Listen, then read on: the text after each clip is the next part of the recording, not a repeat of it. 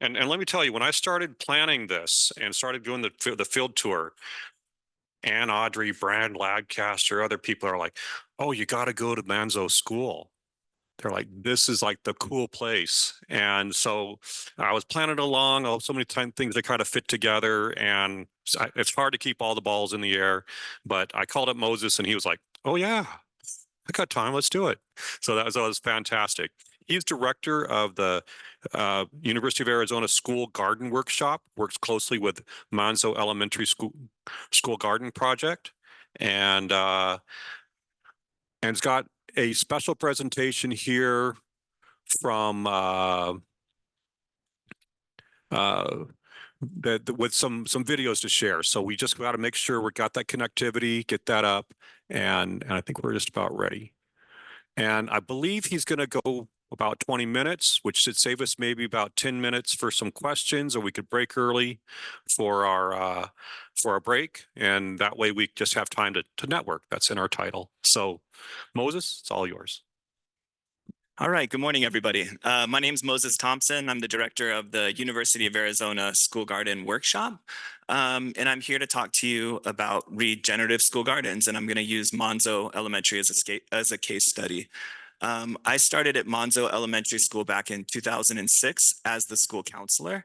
And so that's my formal background in training, human development, child development, social and emotional learning.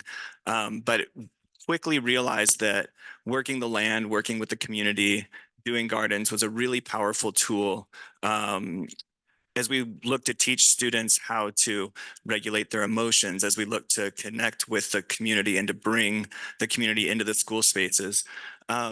Pictured here is a student. His name's Emiliano.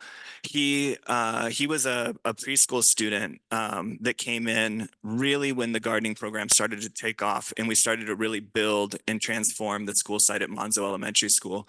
And Emiliano had a lot of very intense behaviors, and because of that, was a frequent flyer in my counseling office. And so the daily calls from the teachers, like, could you spend some time with Emiliano? And so this is when we were building those spaces. So every day I spent a significant time with Emiliano in those garden spaces as we were building gardens, planting trees, building rainwater catchment, tending chickens, learning how to do all of these things. And so Emiliano stayed with me from preschool through third grade. And I got to know him. I got to know his family really well.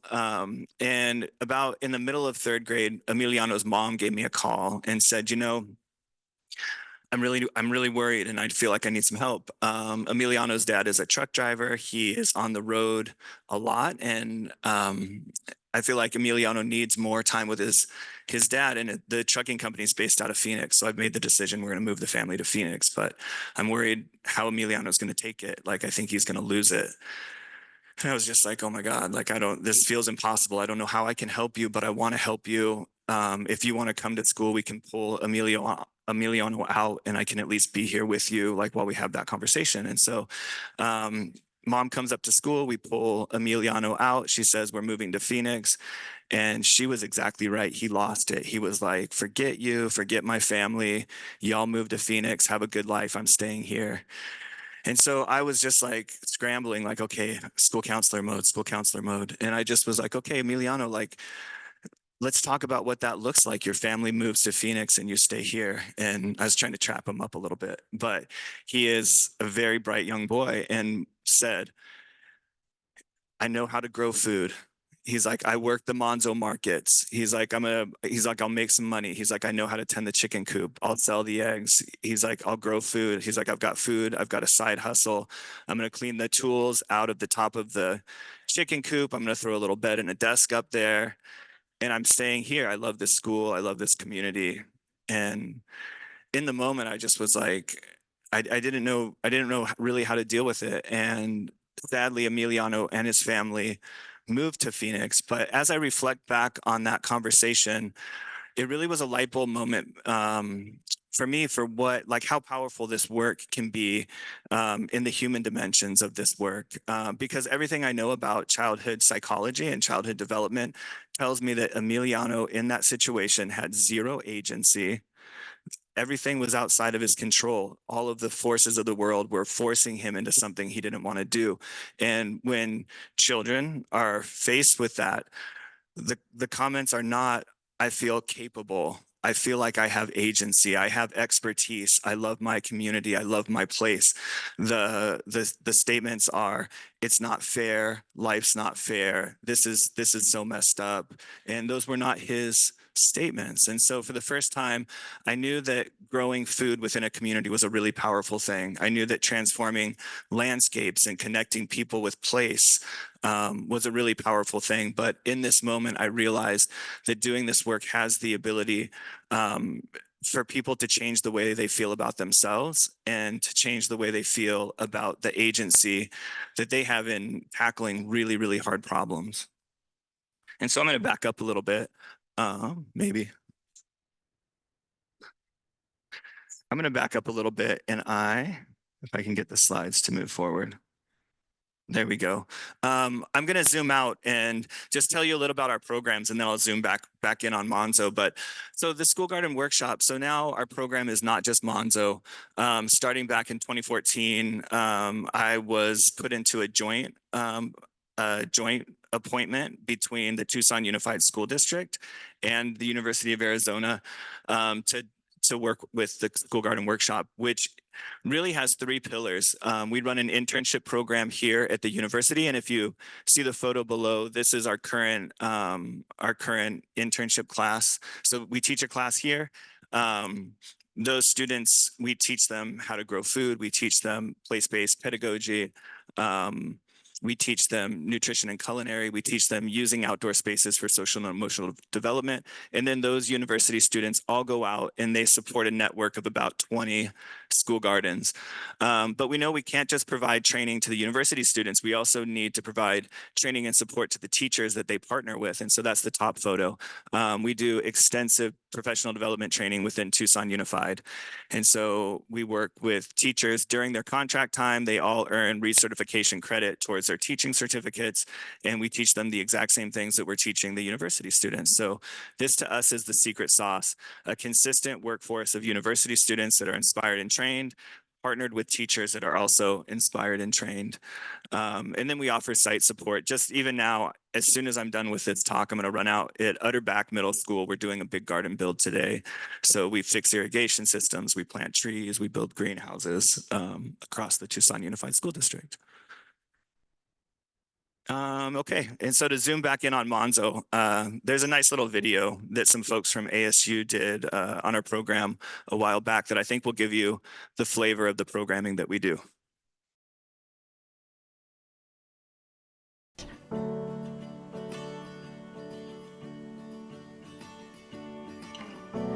The ecology program began as a counseling tool, but has morphed into really a curriculum extension.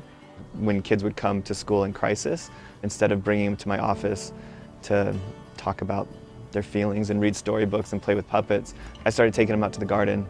It's somewhere you can just relax, calm down. I'm not the type to be inside and just sit down. I'd rather do anything out here in the garden, like discovering, or if it's just reading a book outside. Not really think about school really, but just ecology and how you're having fun with it. That opportunity for growth and a growth of self-confidence and a new skill set is incredible to me. If you put your heart and hands and strength into it, you can have fun, you can, learn more, get your face dirty. No one knows how that happens, but it happens.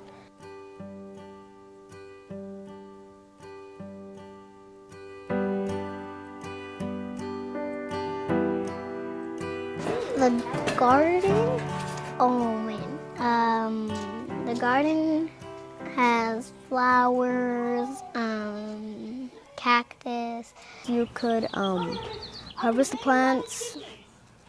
You could wash the plants and then you could eat them. We have sweepers and we have waters, and then we have some people go water outside. You pretty much plant plants, animals, you like chickens, you could take care of them, do the whole plant cycle. You plant it, you water it, you wait till it grows, keep watering it until it's a giant plant, you're able to eat it. This is considered a food desert. Healthy and affordable food is not that easy to come by. I want to be healthy and I want to see what I eat. Food with pesticides, it does keep bugs away, but it sometimes makes the food a little worse. Introducing kids young to dark leafy greens gets them familiar with those things, and we've found that if students are growing the stuff, they will try it. One time I tried carrots. I told my daddy and he was all, "What?" My favorite place at school is the chicken coop. These guys are so cute and cuddly to me, and their feathers. We take them to the chicken tractor because the sunlight gives them vitamin D and help with their bones, like their ring bones. Is the aquaponics system. The fish actually kind of help the plants, and the plants help the fish. Nitrogen's in the water.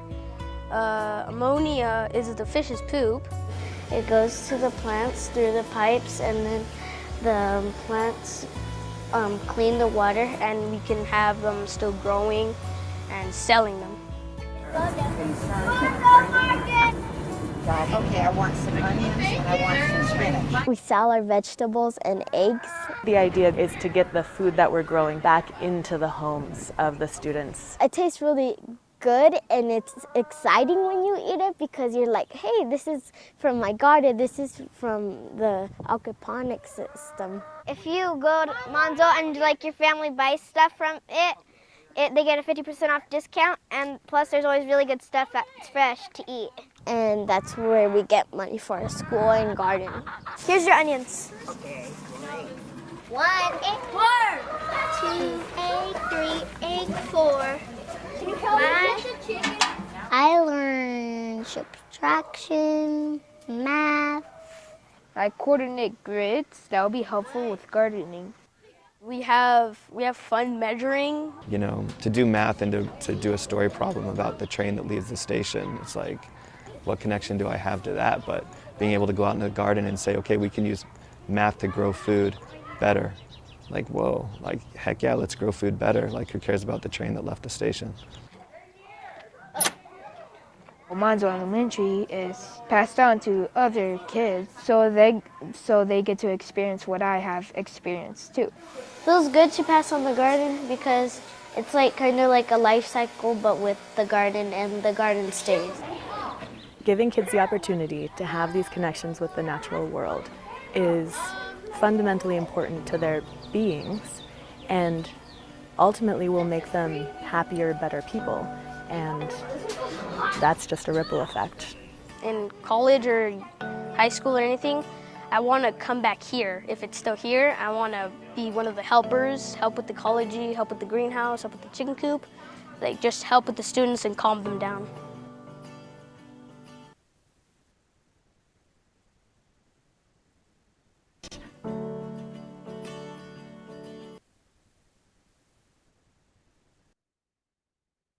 Yeah, the last piece that he was saying is when I get older, I want to come back and do this work, and I want to give back to my community. The class at the university has been around long enough now where we're having students that come through as elementary school students, middle school students, and high school students that had these experiences as a child that are now students here that take the class and go back and work into the university and work within the schools that they came through.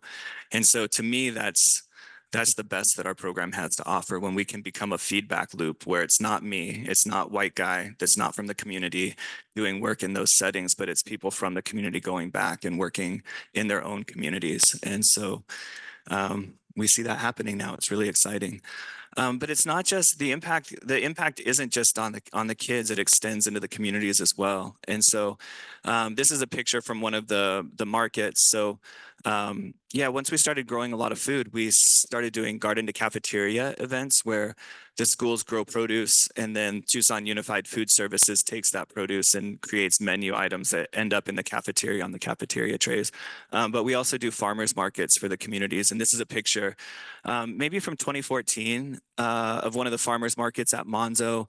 And so the young person that's handing the carrots across, her name's Kaisha, and she was in 5th grade at the time. And her sister, again, came through kindergarten through 5th grade. And so they had this experience, and their parents was one of those parents that was really gravitated towards this type of work. And so Kaisha's mom volunteered after school to work in the gardens. Weekends, summers would come work the gardens, asked us if we would assist putting a garden in at their house, asked for support to do a chicken coop at their house, and just really one of those model parents that like we wish all the parents could be. We wish our programs had that impact on everyone. But I pulled Kaisha's mom aside once and I said, what is it? Like, what's your hook here? Like, why do you do this stuff? And she said, I know what it's like to live without the resources I need. I know what it's like to be afraid of what the future holds. I know what it's like to be afraid of what the future holds as far as my health goes and my children's health goes. And she said, when I do these projects, I feel like I'm reclaiming our heritage and our food heritage. I'm reclaiming our health. I'm reclaiming the future outcomes that my family and I have. And again, just one of those light bulb moments that it was just like, oh my gosh, it's so powerful, not only for the kids that we work with, but for the community as well. We also took a step back and started looking for theoretical frameworks that this work might fall into. And with the help of an educational psychologist named Elizabeth Pope from the College of Education here, we stumbled on self-determination theory. And self-determination theory is a wonderful theory because of its simplicity. It's really, you hear theoretical framework and I feel like everybody tunes out, but this one's just really easy and it applies to everything. And what it says is that when somebody feels autonomous, they feel competent and they feel related, that moves them towards well-being, an intrinsic motivation towards well-being. And if we know a little bit about motivation, there's intrinsic and extrinsic. And extrinsic motivation are the outside forces that motivate us to do something. So maybe a paycheck, maybe going to school to get good grades. Those are all extrinsic. And research shows us that extrinsic motivation is fast on and fast off. But intrinsic motivation lasts a lifetime. And that's where all of the good life outcomes are associated with, are those things that intrinsically motivate us. And so we know that doing this work with students does give them that sense of autonomy. It does give them that sense of competence. And the relatedness piece is there. A few of our speakers this morning have mentioned that kind of culturally responsive piece. And that's really where I think our work needs to move. That this work needs to reflect the communities that we work in, not reflect the University of Arizona or, a nonprofit. And so we are really leaning into that relatedness piece. And one dimension of our program, if you come on the Manzo tour tomorrow, we're going to have a publication for you that we do every year. And we call that our School Gardener's Almanac. And so this is a culturally responsive publication that we do every single year, where we have a gardening handbook and almanac that's all community voice sourced. And so these aren't employees of the university writing up pieces. These are parents, grandparents, aunts and uncles, traditional knowledge holders that write these pieces that populate our almanac, where the students can see themselves and they can see their families in this work. And we really work to amplify sense of place. This is the map that we use. And so in green, we see the Sonoran Desert. We've removed the political border because we have more in common with the biodiversity, language, and culture to the south than we do to the north. And so that's that sense of place that we want to highlight. Yeah, the community source stuff, also just all the place-based stuff. So we have recipes, we have medicinal recipes, we have implement making, we have planting calendars, we have tips and tricks. And again, these all come from the neighborhoods that we work in. For that project, we have these enduring understandings, and this is what really guides our work. And through doing this work for a long time, these are These are the principles that guide our work, and that's that knowledge and expertise lives and breathes in our communities, that reflected cultural identity and lived experience cultivates learning, that plants and people thrive when rooted, that local knowledge is the best knowledge, and attunement to natural cycles grows resilient plants and resilient people. And so again, if you come to Manzo tomorrow, we've got an almanac for you. And that's going to do it for me. We'll open it up for questions maybe.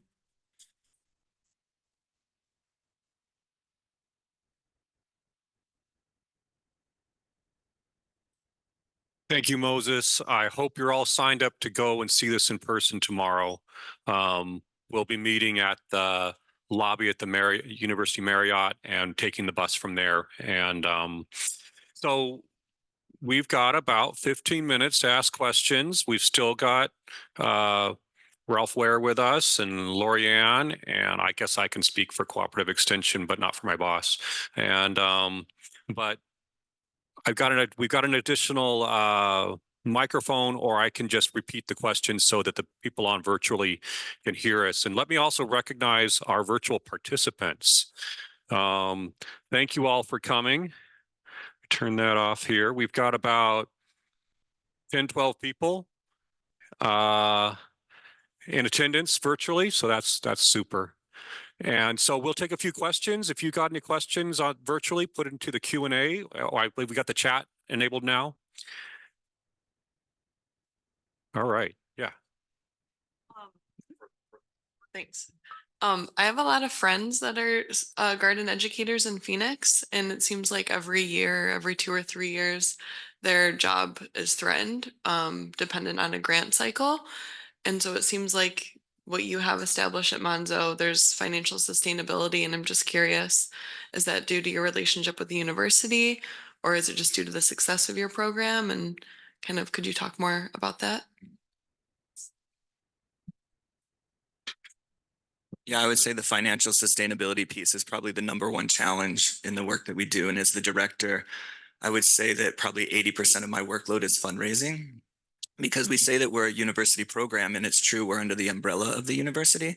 But besides my salary, we have to fundraise for the rest. And so we have to fundraise about $400,000 a year to keep our program kind of at the capacity that we're at right now.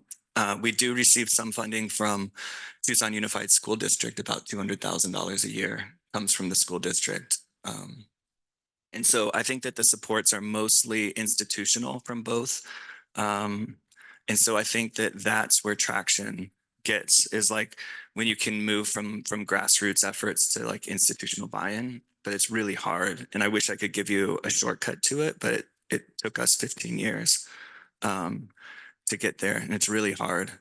And it's really, yeah, this is going to sound bleak, but it's like we can demonstrate how powerful this work is, but it still doesn't generate dollars. Like our public schools are so stressed financially that a lot of times with a school, it's not a decision. It's like, do I want to do PE, have a PE class or an art class? It's a decision about like, do I have a playground monitor? Do I have a full-time custodian?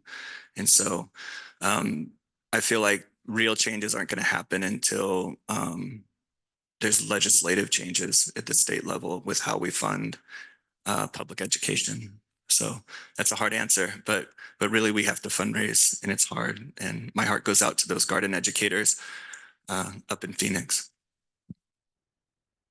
Right.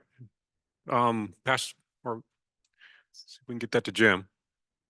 And for our virtual people, sorry, I don't think we have a camera on the audience here, so I'll stand here. You can see it me. This is kind of a follow-up to the previous question. First of all, I can see why you were highly recommended your program to be part of our program. It's really fascinating. I'm looking forward to it tomorrow. When I was looking at those scenes, and I was thinking about the funding and thinking about the quality of the facilities you built, they look really well maintained. They look well designed. Something that goes beyond what I would think a first through a fourth grader would be able to do. Do you have some staff either at the schools or through the university that build these things, that maintain these things? Because they really look nice. They look better than a lot of school gardens I've seen. Yeah, that's a really great question. And it also reminds me that I missed something really important in my presentation. everything that you saw built there was really, we think of 20-year lifespans when we build something. And so when we build a garden or a greenhouse, I want to build something that I don't have to think about again for 20 years. And so it's a little bit different than doing like backyard projects. So when people come to me and are like, hey, let's use recycled pallets to build garden beds, I'm like, no, like I don't want to rebuild these things in a year. And when people say, hey, we can get a kit greenhouse for $2,000, like let's put together a plastic greenhouse, like absolutely not. But every single thing that you saw represents the handprints of the neighborhood. And so when I was working as a school counselor, getting to know those families, I'm a slow learner, but probably after about 2 years, it was like, my dad's a plumber, my uncle's a concrete finisher, my dad's a carpenter, my dad's a tree trimmer. Where's Randall Port at? Randall Port, I know you're in the house somewhere. There's Randall Port's right there. And so we were working over at another elementary school, Tully Elementary School, and there was a dad that had a kid at Tully, and there was a tree that had a big branch that had blown down. And this guy's like, hey, like I know a lot about trees, and let me show you how to make these pruning cuts in a way that's not harmful to the trees. And as we were talking, he's like, also, I work for a tree trimming company, and we take our mulched trees to the dump, and like, could you guys use mulch in your gardens? And through that guy, I met Randall. He had worked with Randall at the time. So Randall's another person in the community that gives to our programs. But it's like when you can, this is a really long answer, by the way, I'm sorry. But when you can harness the expertise and you can inspire people in the community that have those skills, you can build things nicer. So it's like, I'm not a plumber, but I know plumbers because there's plumbers that have kids in the schools that I work with, and they can come in and build things really nicely. I don't know how to do concrete finishing, but I know people that know how to do concrete finishing. And when they love your work and they love the school and they're invested in this experience that their kids happen, people are excited to share those resources. And help us build things nicer than what we could build if it was just like me Google searching like how to build a garden or whatever. Sorry about that long answer, by the way. No, we got some more questions. Had a comment here. Garrett Licata says, Moses, that was incredibly inspirational and a moving talk. What you're doing is so important. So excellent. Yeah, this is so cool. Any other questions? Anything else we want to share? Okay. Moses, I just have one question that I probably should have asked you a while ago, but I'll ask you now since I have you in front of me. Has anybody done any long-term behavior change research on those kiddos that maybe have gone through the program? Because now that you've got like 15 years behind them, do you keep in touch with the families or anything where you can go back and ask some specific social science type questions? So. Yeah, that's another great question. Also, Lorian, it's so good to see you. I knew you were like the environmental ed Moses? guru. Oh, stand right over here so the people on the virtually can see you. Perfect. Okay. I'm just saying it's good to see you again. I knew you were like the environmental ed badass, but I didn't realize all the other hats that you wore. That's good to see you. Yeah, we've had our eyes on longitudinal research for a long time, but we've never been funded to do longitudinal research. We recently, in the heat of the pandemic, we got some NSF funding to do research. And so the National Science Foundation has rapid response grants, and typically they're for natural disasters. So it's like a hurricane hits and researchers have a scientific question. And so the turnaround time on those grants is fast to address like emergency situations. And so we saw the pandemic as an emergency. And so we wrote this rapid response grant and didn't think it was going to get funded because we thought they were like, wait, what? The pandemic. But when the schools closed because of COVID-19, we knew that it was doing real harm to our students, that the isolation, the remote learning, the closing of the school was doing real harm. And we knew what our programs did. And so we did a research program where we looked at trauma, childhood trauma from the pandemic. And then we looked at the transition from remote learning back to in-person learning. And we were looking specifically at school gardens as potentially a protective factor or being able to buffer some of the trauma. And so We had 2 control groups, 2 experimental groups, and we followed those students for a year, and we were able to see that the school gardens played a significant factor in students being able to be more resilient in that bounce back from the losses that happened during the pandemic. And we're hoping to use that research to springboard some more longitudinal work. Yeah, great question. Anybody else? Okay. Yeah, just add my compliment, Moses. Incredible work you're doing. Maybe I missed it in your slides. I saw mostly annual crops. Are you working with trees, fruit trees, nut trees, whatever? Yeah, I think if you go to Manzo, I think you'll get your socks blown off. But so I started, I was never a gardener, but I always liked working with my hands and working outside. So in the early days, all we did was native habitat restorations. And so we were building habitats around that school and like taking turf irrigation out and taking turf out and replacing with high density native plants. And through that, we learned about native foods and started leaning into native foods. And then things just got kind of organically more sophisticated. And then that's where we moved into the intensive food production and in the aquaponics. We also do agrivoltaics, and you'll see our agrivoltaic garden where we're using a solar overstory to create a microclimate that extends the seasons for us and allows us to grow tropicals. And so, yes, fruit trees all over the place there. And some of the most exciting ones to me are in our agrivoltaics garden where we're able to grow avocados and we're able to grow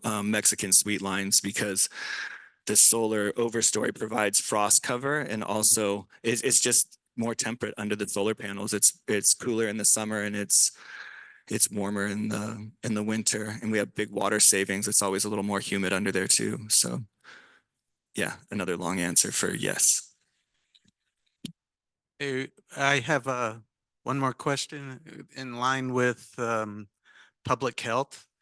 Are you partnering with the College of Public Health or other entities like that because working in nature, there are indicators that really helps mental health? Yeah, the course that we teach here, the internship course, is cross-listed across 9 different departments, including public health. So we have a lot of public health students that take the class. But I don't know that we have any formal partnerships around programming with public health, but we would be very open to it because we look at this stuff holistically.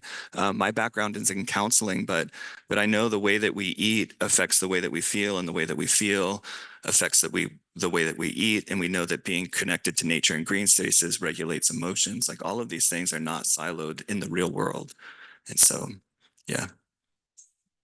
Hey, Mick, we're going to make yours the last question and we'll get ready for our break. Thank you, Chris. Thank you, Moses. That was fantastic. I appreciate all your endeavors. I'm wondering, with you being associated with the Tucson Unified School District and having a number of students, that was quite a remarkable photograph of all your students and interns at things. Is Manzo a unique activity and it's the only place where you do these activities, or are you now scattered at a number of the elementary and maybe secondary schools throughout the school district? Yeah, so we have more than 70 school gardens across Tucson Unified, and that's in 86 school buildings. And so we also know that in the state of Arizona, that network represents about 34% of all of the school gardens statewide. But Manzo is by far the most developed. We have 20 schools that have some great stuff going on, and those 20 schools is where we put our university interns. We try to stay within a 5-mile radius of the university just because of logistic. So that's why we're kind of limited to those 20 schools. But I would say Manzo for sure is like the kind of highest caliber school. But also Mansfield Middle School, which I probably couldn't hit it from a rock outside, but I bet if I walked across the street, I could hit it with a rock. It's close. It's like a 5-minute walk from here. Mansfield Middle School is the feeder school of Manzo, and we have on tap a really big infrastructure project that we're hoping to break ground on soon. That'll be that caliber programming on two properties that the university owns adjacent to the building with two historic houses that we'll renovate. And so this time next year, we're hoping that that project is complete and activated. Thank you very much. That's really the way to get the message out, is going through all the different schools. Thank you, Mom. Hello? Is this still working? Okay. Well, yep. Okay. A hand for Moses, please. Thank you. We'll take our break now. I found a restroom across the courtyard here. There's probably lots of them around here. We've got some coffee and water and some other snacks. Lunch will be at noon. If you're vegan or vegetarian, don't be shy about getting in front of the line. We've got roasted vegetables with everything else that's provided with the sandwich deli. But us omnivores, we eat that too. So make sure you get there in line. So I'll probably pull us back together around 10:25. I like to stay on time when we do conferences. And thank you so much.